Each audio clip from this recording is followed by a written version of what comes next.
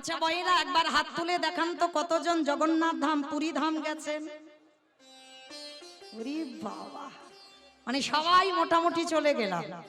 আচ্ছা কতজন গম্ভীরা দর্শন করেছেন একবার হাতটা তুলে দেখান। বেশ।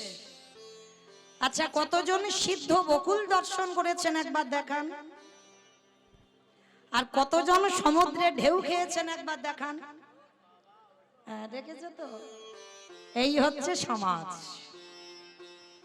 পুরী ধামে গেলাম আমরা, এতজন ভক্ত হাত তুললাম।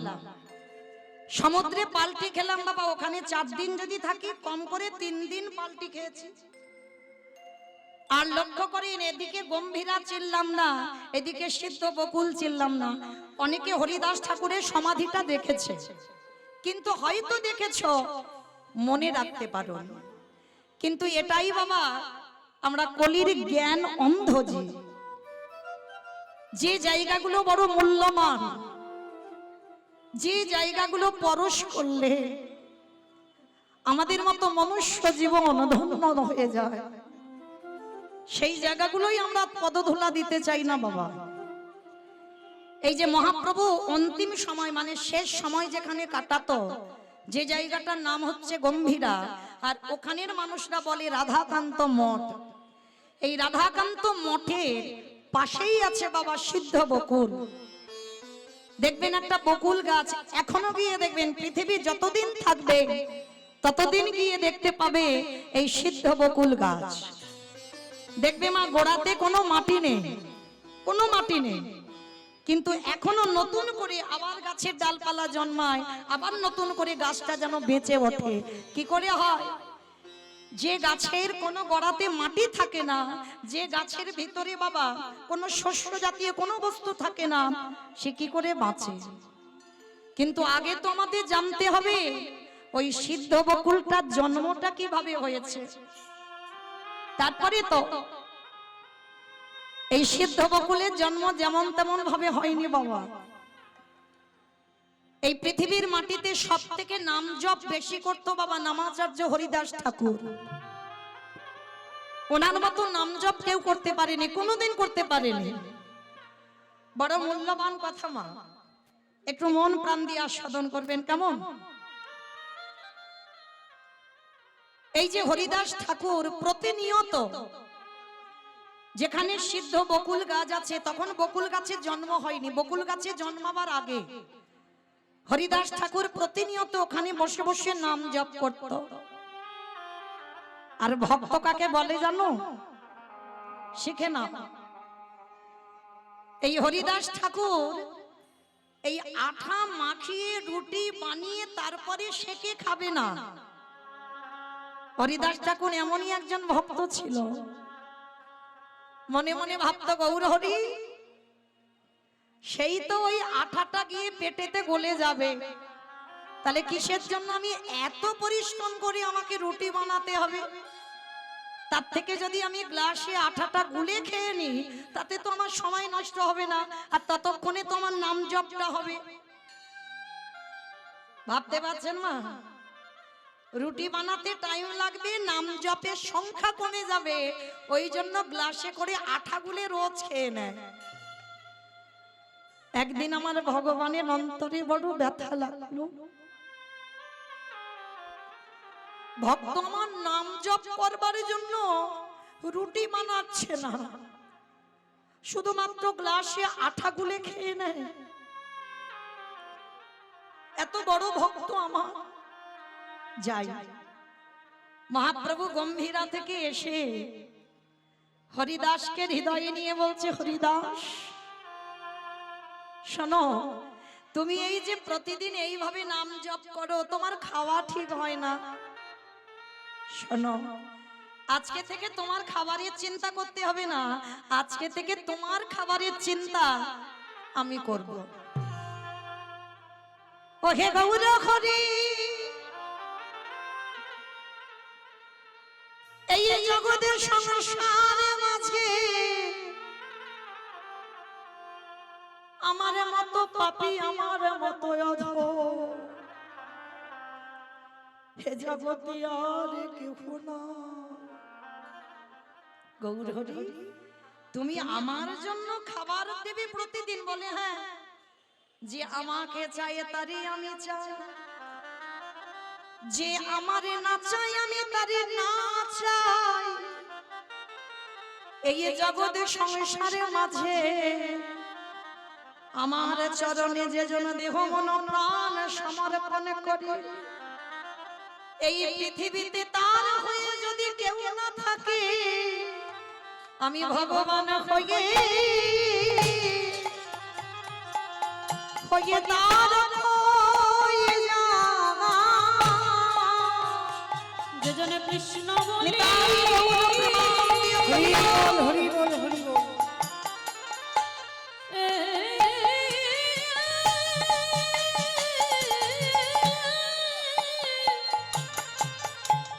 যে জনে কৃষ্ণ বলি একেবারে কাঁদিতে পারে, আমি জীবনের মতো তার হয়ে যাই। তা মহাপ্রভু রোজ ওই গম্ভীরা থেকে মা জগন্নাথের কাছে যায়, আর জগন্নাথের যে সকালবেলার প্রসাদ আমার মহাপ্রভু হাতে করে নিয়ে আমার হরিদাসকে খাইয়ে দিয়ে যায়, এটা নিত্য কর্ম। তো আজকের আমার মহাপ্রভু জগন্নাথের কাছে গেল, আর জগন্নাথের কাছে যেতে কি প্রসাদী পেয়েছে জানো? জগন্নাথ ওই বকুল গাছের কাঠি দিয়ে দাঁতন করে, প্রতিদিন বকুল গাছের কাঠি দিয়ে দাঁত মাজে জগন্নাথ। আর আজকে সকালবেলা আমার মহাপ্রভুর হাতে ওই বকুল গাছের কাঠিটা পড়েছে। মহাপ্রভু বকুল গাছের কাঠিটা নিয়ে ভাবে, ওরে ভক্ত রে, আজ তোকে ভালো মতো কিছু দেবার মতো কিছু পেলাম না, তাহলে বকুল গাছের কাঠিটা যখন পেলাম, এটাই আজকে তুই প্রসাদী পাবি। মহাপ্রভু এসে হরিদাসকে বলছে, হরিদাস, ও হরিদাস এইদিকে এসো। প্রভু আমায় ডাকছিলে? শোনো হরিদাস, আজকের আমার জগন্নাথ তোমার জন্য প্রসাদী দিয়েছে। বলে প্রভু কি দিয়েছে দেখি একবার। যেই না হাতে করে নিয়েছে না, দেখে না বাবা একটা বকুল গাছের কাঠি। বকুল গাছের কাঠিটা নিয়ে বলছে, হরিদাস আজকে তুমি এইটুকু প্রসাদ পাওয়ার কিছু জোটেনি তোমার জন্য। বলে ঠিক আছে প্রভু, এটা তো মহাপ্রসাদ, কারণ এটা জগন্নাথই প্রসাদী করেছি, তারপরে তুমি একটু পেয়েছো, তারপরে আমি পাবো। আর অনেকটা বড় কাঠি তো বাবা, অর্ধেকটা হরিদাস ঠাকুর সেবা করেছে আর অর্ধেকটা রেখে দিয়েছে। আর অত বড় কাঠিটা সেবা করতে পারিনি, অর্ধেকটা রেখে দিয়ে ওই যেখানে বসে বসে নাম জপ করছিল ওই সামনে বাবা মাটিতে বকুল গাছের কাঠিটা পুঁতে দিয়েছে। আর বকুল গাছের কাঠিটা পুঁতে দিয়ে হরিদাস ঠাকুর বসে বসে নাম করছে। আর এত রোদ, ওই রোদ যখন আমার হরিদাসের অঙ্গে পড়ছে না, সর্ব অঙ্গ দিয়ে বাবা যেন ঘাম ঝরে ঝরে পড়ছে, এতটা গরম, এত তাপ হয়েছে। তা প্রভু আমার ওই গম্ভীরায় আর থাকতে পারছে, ভক্তের কষ্ট হচ্ছে না। অমায়েরা, আমরা বলি আমরা জগতে কত কষ্ট পাই, আমার ভগবান নাকি কষ্ট পায় না। কিন্তু একটা কথা মনে রেখো, ভক্ত যত না কষ্ট পায় তার থেকে হাজার হাজার গুণে বেশি আমার ভগবান কষ্ট পায়, কারণ তিনি ভক্তাধীন, ভক্তির অধীনে থাকেন। প্রতিটা ভক্তির মধ্যে আমার ভগবান বিরাজ করে। তোমার ভগবান এত কষ্ট পাচ্ছে হরিদাসের নাম জপ দেখে, তাই এসে বাবা জগন্নাথ আর থাকতে পারেন। মন্দির থেকে এসে ওই এত রোদে বসে আছে, আমার জগন্নাথে পরশ করেছে। কোথায় গো? ওই যে বকুল গাছের কাঠিটা মাটিতে পুঁতে দিল, ওই যখনই বকুল গাছকে পরশ করলো, সঙ্গে সঙ্গে মা একেবারে ডালপালা গাছ হয়ে একেবারে হরিদাসকে আচ্ছাদন করে আছে। মহাপ্রভু সকালবেলা এসে দেখে না হরিদাস গাছের তলায় বসে। মহাপ্রভু দেখা মাত্র চমকে উঠে, হরিদাস এ কি? কাল আমি দেখে গেলাম এখানে কোনো গাছ ছিল না, আর আজকে রাতারাতির মধ্যে এত বড় গাছ হয়ে গেল কি করে? হরিদাসের চরণ দুখানা জড়াইয়ে ধরে বলে, গৌরে খে, এই যে গাছ দেখছো এটা তো সাধারণ গাছ নয়। আমার মন্দিরের জগন্নাথে কৃপা করে ওই গাছটাকে পরশ করে বকুল গাছ করে দিল, যাতে আমার ভক্ত যেন কষ্ট না পায়। আজকের হরিদাসকে প্রভু আমার বুকে নিয়ে বলল, ও হরিদাস, এই জগতে অনেক ভক্ত আমার আছে বটে, কিন্তু শোনো শোনো হরিদাস, তোমার মতো করে প্রেমে দিয়ে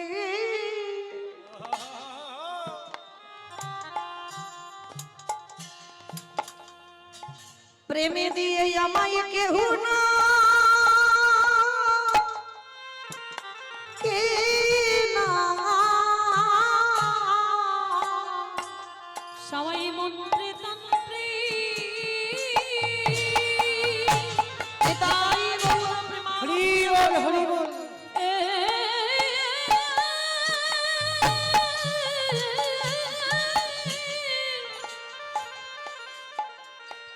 সবাই মন্ত্রে তন্ত্রে নাকি মাটে, কিন্তু তোর মতো এমন প্রেম দিয়ে না কেউ ডাকে না। সেই হরিদাসের যখন যাবার সময় হলো, হরিদাস বললেন, গৌর খেয়ে এমান আমায় তুমি বিদায় দাও, চিরজনমের মতো তোমার চরণে ছেড়ে আমি যেতে চাই। আস্তে ও মায়েরা, যদি ভগবানকে কোনোদিন ভালোবাসো, এইভাবে ভালোবাসো, তুমি ভগবানকে ছেড়ে চলে যাবে, কিন্তু আমার ভগবান কোনোদিন ভক্তকে ছেড়ে যায়। আর যদি কোনোদিন ভগবানের কাছে কিছু চাইবার থাকে, আমি অধম বাবা, আমি ভজনেরও কিছু বুঝি না, যদি কোনোদিন কিছু চাইবার থাকে ভগবানের কাছে, একটাই বস্তু চাইবে। কি চাইবে জানো?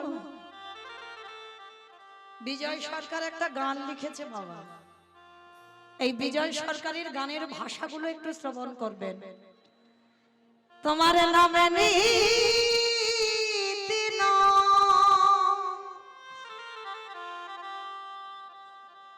নয়ন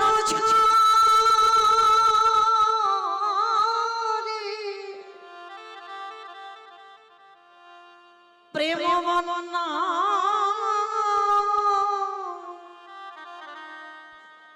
ভেসে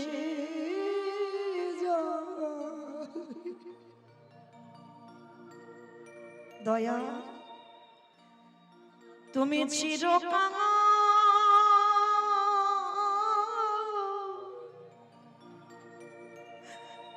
করে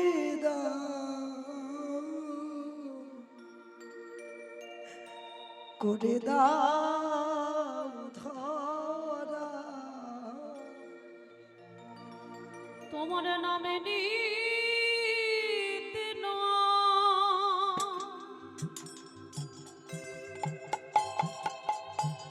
নয়ন ঝরে।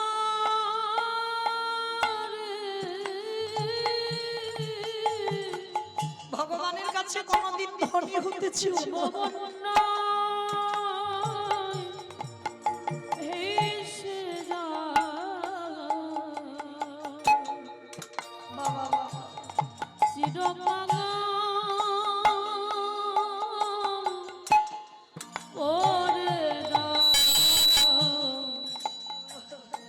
ওরে দাও ধরা মায়েরা এই ভাষাটা একটু শ্রবণ করবেন। বিজয় সরকার কি বলছে, আবার যদি আসি দয়া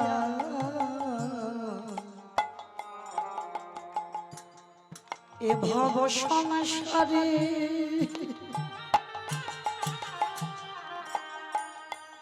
যেন কৃষ্ণ ভক্ত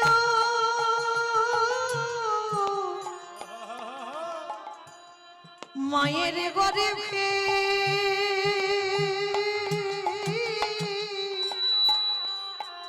জনম দিও মোরে। আবার যদি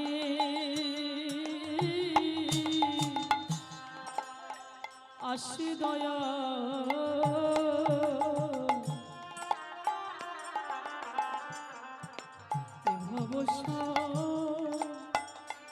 সারে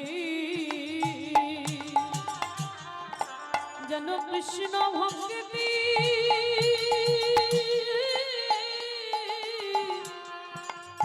মায়ের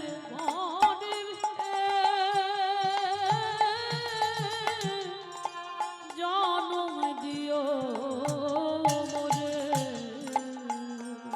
অগমছি হয়ে দয়া নামে সুচি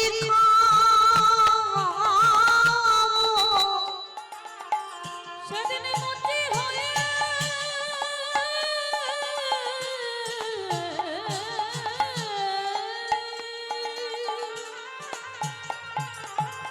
দয়ালে মুচি হয়ে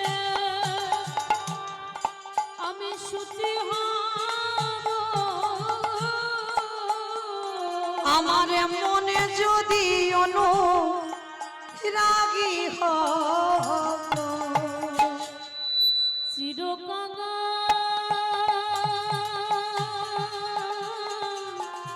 করে দাও নিতাই গৌর প্রেমানন্দে হরি বল হরি বল হরি বল। ধরা আস্তে তাহলে মায়েরা ভগবানের কাছে যদি কোনোদিন কিছু চাইতে হয়, ভগবানের কাছে এটাই চেয়েও যে সারা জীবন যেন আমি কাঙালি হতে পারি। ও মায়েরা মনে রেখো, একটা নারী পারে তার সংসারটা পরিবর্তন করতে, একটা পুরুষ নয়। সংসার সুখের হয় পুরুষের গুণে, পুরুষের গুণে, রমণীর গুণে। এটা আমার কথা নয়, এটা ক্ষণর বচন, তাই না? সংসার সুখের হয় রমণীর গুণে। কিন্তু মা একটা কথা বলি, এই যে রমণীর গুণ, এই নারীর কথা বলতে গিয়ে একটা কথা মনে পড়ে গেল, একটু মন দিয়ে শুনবে। একটা মেয়ে না জন্মাবার আগে থেকে মাতৃজঠরে থাকা থেকে বাবা তারা প্রসাদ পায়। আর প্রসাদ ভোজি মানে বোঝো তো মা, ভগবানকে নিবেদন করে প্রসাদ পায়। তা মেয়েটা যখন জন্মালো, মামার আদর করে তার নাম রেখেছিল শক্তমা। মেয়েটার নাম রেখেছিল শক্তমা। আর ছোটবেলা থেকে বাবা গীতা পাঠ, ভাগবত পাঠ, প্রসাদ সেবা এছাড়া মেয়েটা কিছু জানতো না। কিন্তু তার কপালটা এমনই একটা ছিল, ভগবান এমন করে দিল, বড় হবার পরে যে ঘরে বিয়ে দেওয়া হলো তারা বাবা একেবারে ঘোর নাচতে। প্রসাদ তো দূরের কথা, ভগবানের মানে নাম কীর্তন তো শোনে না, পুজো অর্চনা বাড়িতে হয় না, নিরামিষ আহার হয় না, সর্বদা আমিষ আহার, আর সর্বদা যেন একটা সংসারের মধ্যে তামসিক ভাব। কিন্তু শক্তমা ছোটবেলা থেকে মা এমন করে তৈরি করেছে, শ্বশুর বাড়িতে গিয়ে এত কষ্ট, একটা দিনের জন্য কিন্তু বাপের বাড়ি বলেনি যে মা আমার এত কষ্ট। কেমন নারী দেখো, আর সেই মেয়েটা প্রতিদিন ওই নির্যাতনের মধ্যে থাকে যে জন্ম থেকে প্রসাদ পায়। সে যদি শ্বশুর বাড়িতে গিয়ে বাবা ওই মাছ মাংস এগুলো পেতে হয়, তাহলে সেই মেয়েটার কত কষ্ট হয়। একটা দিনের জন্য বাপের বাড়ি বলেনি, শুধু একটাই প্রতিজ্ঞা ছিল, দয়াময় আমি কি পারবো না কোনদিন আমার এই পরিবারটাকে আমি কৃষ্ণ ভক্তের পরিবার করতে? আমি কি পারবো না যে স্বামী কোনদিন কৃষ্ণ চরণে বসে না, যে স্বামী কোনদিন হরি বাসরে যায় না, যে স্বামী কোনদিন ভাগবত আসরে যায় না, আমি কি পারবো না এই পরিবারটাকে কৃষ্ণ ভক্ত করতে? সর্বদা মনে মনে কাঁদে, কিন্তু ঠাকুর ভক্ত নেই। ওই একটা কৃষ্ণের প্রতিচ্ছবি ছিল, তার কাছে বসেই কাঁদে। কিন্তু জানো মা, একদিন হঠাৎ দুপুরবেলা বাসনগুলো মাজছে, আর হঠাৎ কতকগুলো বৈষ্ণব ঠাকুর ওই খোল করতাল বাজিয়ে বাজিয়ে বলে যাচ্ছে, শোনো শোনো, এক সপ্তাহ ওই পাশের গ্রামে ভাগবত হবে, যদি তোমরা কেউ পারো তো ভাগবত শুনতে এসো। তো সপ্তুমা বাসন মাজতে মাজতে বাসনগুলো রেখে দিয়েছে, ছুটতে ছুটতে শাশুড়ি মার কাছে গেছে। মা, ও মা, মা আমি তো জীবনে তোমার কাছে কিছু চাইনি, আজ আমি তোমার কাছে একটা জিনিস চাইবো, তুমি দেবে? যেই না বলেছে একটা জিনিস চাইবো দেবে, শাশুড়ি মা তো সব সময় বাবা, সে শাশুড়ি নয় তো শাশুড়িয়ে দেয়। সব শাশুড়ি শাশুড়ি হয় না। এক একটা শাশুড়ি আছে বাবা, কথাবার্তা এমন বলবে তোমার শ্বাস উড়ে চলে যাবে। তা সেরকম একজন শাশুড়ি। আর সপ্তমা সবে বিয়ে হয়েছে তো, আর সবে বিয়ে হলে মেয়েরা কেমন হয়, শাশুড়ি মার কাছে হাত জোড়ে করে বলছে, ও মামা পাশের গ্রামে ভাগবত হবে, একটু যাব শুনতে। সঙ্গে সঙ্গে শাশুড়ি মা রেগে গিয়ে বলে উঠলেন, অপদার্থ, এত বড় স্পর্ধা, তুই আমার ঘরের বউ হয়ে তুই কিনা রাতের অন্ধকারে ওই বাইরে যাবি ভাগবত শুনতে? আসুক ছেলে, এক্ষুনি এনে আমি ছেলেকে বলবো, আর ছেলেকে বললে তোর ব্যবস্থা করবে। সঙ্গে সঙ্গে মা তো ছেলের কানে লাগালো, আর যখনই স্বামী, তো সে স্বামীও ছিল না, একেবারে আসামি। যেই না শুনেছে বউ যাবে ভাগবত শুনতে, সঙ্গে সঙ্গে ওই বেতের বাড়িটা নিয়ে বউকে বেত্রাঘাত, দূর হয়ে যা, বেরিয়ে যা, দূর গিরিধার।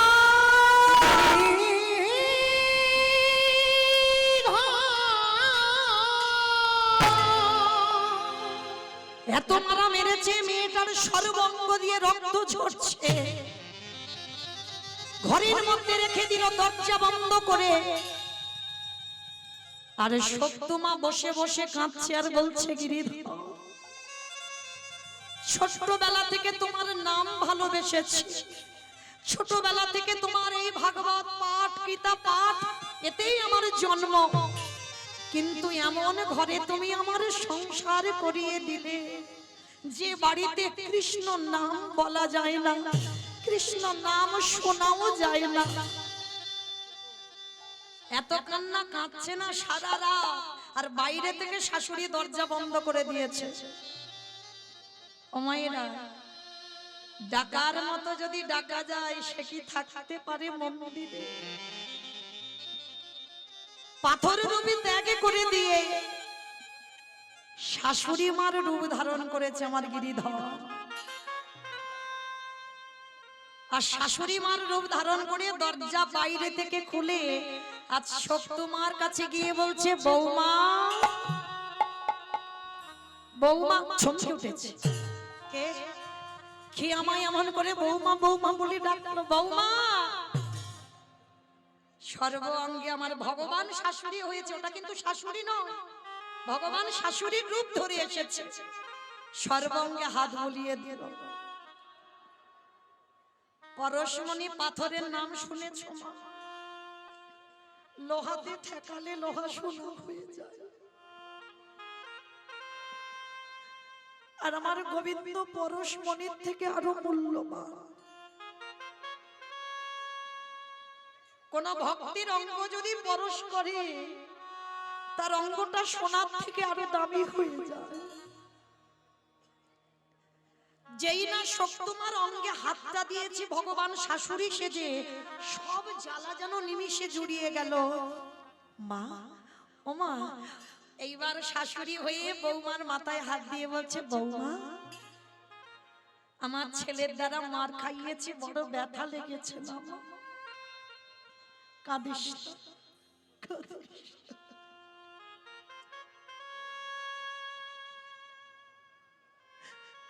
যা, এতক্ষণে আমার ছেলে ঘুমিয়ে পড়েছে, আমি নিজে দরজা খুলে দিচ্ছি, যা তুই একটু ভাগবত শুনে আয়।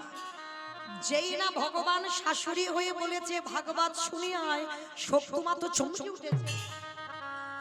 মা, তুমি আমায় অনুমতি দিচ্ছ আমি ভাগবত শুনতে যাব? হ্যাঁ দিচ্ছি। আমি ভুল করে বলে ফেলেছিলাম ছেলেকে, আর আমি এই ভুল করব না। যা মা, যা তাড়াতাড়ি যা, ছেলে ততক্ষণে ঘুমাচ্ছে, ওর উঠতে উঠতে তুই ততক্ষণে চলে আসবি, যা। শাশুড়ি মার অনুমতি পেয়ে শক্তিমা চলে যাচ্ছে। আর শোন শোন বৌমা, ওই ফিরবার সময় আমার জন্য একটু প্রসাদী নিয়ে এসো। শক্তিমার মনে আনন্দ, আর ছুটতে ছুটতে ওই যেখানে ভাগবত হচ্ছিল ওই ভাগবত আসরে গেছে। আর যখনই ভাগবত আসরে গেছে, সারা রাত ভাগবত শুনেছে, সারা রাত নিত্য কীর্তন করেছে, আর সকালবেলা প্রসাদীটা নিয়ে বাড়িতে যাবে। আর ওদিকে আসল শাশুড়ির তো ঘুম ভেঙে গেছে ভোরের বেলা, আর ঘুম ভেঙে গিয়ে দেখে না বৌমার দরজা খোলা, আর বাইরের দরজা খোলা, বৌমা গেছে ভাগবত শুনতে। এইবার আছে কোথায়? শাশুড়ি মা তো রেগে বসে আছে দরজার ধারে, ছেলের কানে লাগিয়ে দিল, ছেলেও রেগে বসে আছে, বলে আসুক ওই বৌমা আজকের ঘরে, ওকে সারা জীবনের মতো ঘর থেকে বের করে দেব। আর শক্তিমা তো কিছু জানে না গো, সে তো জানে আমার শাশুড়ির অনুমতি নিয়ে এসেছে, কিন্তু শাশুড়ি যে ওটা নয় সেটা শক্তিমা জানে না। প্রসাদীটা হাতে করে নিয়ে ছুটতে ছুটতে, আর যেই না দরজাতে পা দিয়েছে, শাশুড়ি মা বলে উঠলেন, দাঁড়া, তোর এত বড় স্পর্ধা, তুই আমার অনুমতি না নিয়ে, আমার ছেলের আদেশ বিনা তুই গেলি কিনা ওই ভাগবত শুনতে? দেখাচ্ছি মজা তোর, দাঁড়া। মা, এটা তুমি কি বলছো? আমি ঘরে কাঁদছিলাম, তুমি আমার কাছে গিয়ে বললে যে জামা তুই ভাগবত শুনে আয়, তুমি আমার সর্ব অঙ্গে হাত বুলিয়ে দিলে, তুমি আমায় নিজে বললে প্রসাদ নিয়ে আসতে, আমি তো তোমার জন্য প্রসাদ নিয়ে এসেছি। বিশ্বাস করো মা, আমি মিথ্যা বলছি না, তুমি আমার অনুমতি দিয়েছো, তারপরে আমি গেছি। তবে রে, এত বড় মিথ্যা কথা, দেখাচ্ছি মজা তোর, দাঁড়া। আবারও সকালবেলা বেতের বাড়ি নিয়ে বৌমাকে বেতটা ঘা, দূর হয়ে যা, বেরিয়ে যা, দূর গিরিধর।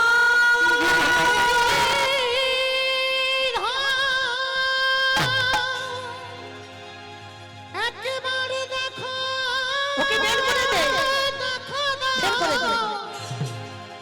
ওগো তুমি নাকি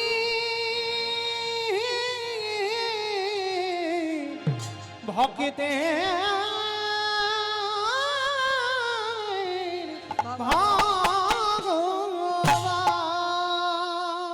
যেই না বললেন ওকে গলা ধাক্কা দিয়ে বের করে দে।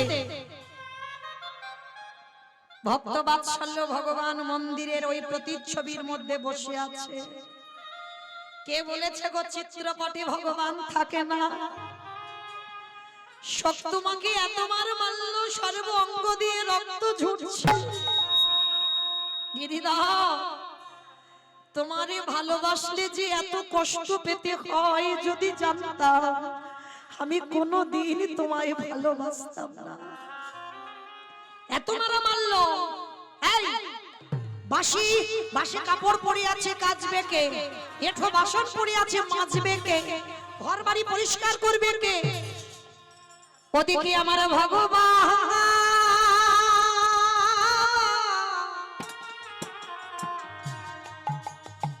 আজ ভক্তের হয়ে নিজে এঠো বাসন মেজে দিল। ভক্তের হয়ে ভগবান বাসি কাপড়ে কেচে দিল। ভক্তের হয়ে ভগবান আজ দেখো নিজের হাতে ওই ঘরে দেওয়া মুছে দিল সে যে ভক্তের নিতাই গৌর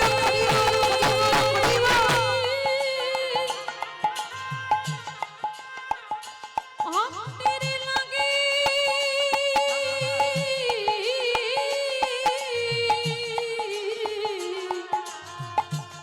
ভক্তের লাগে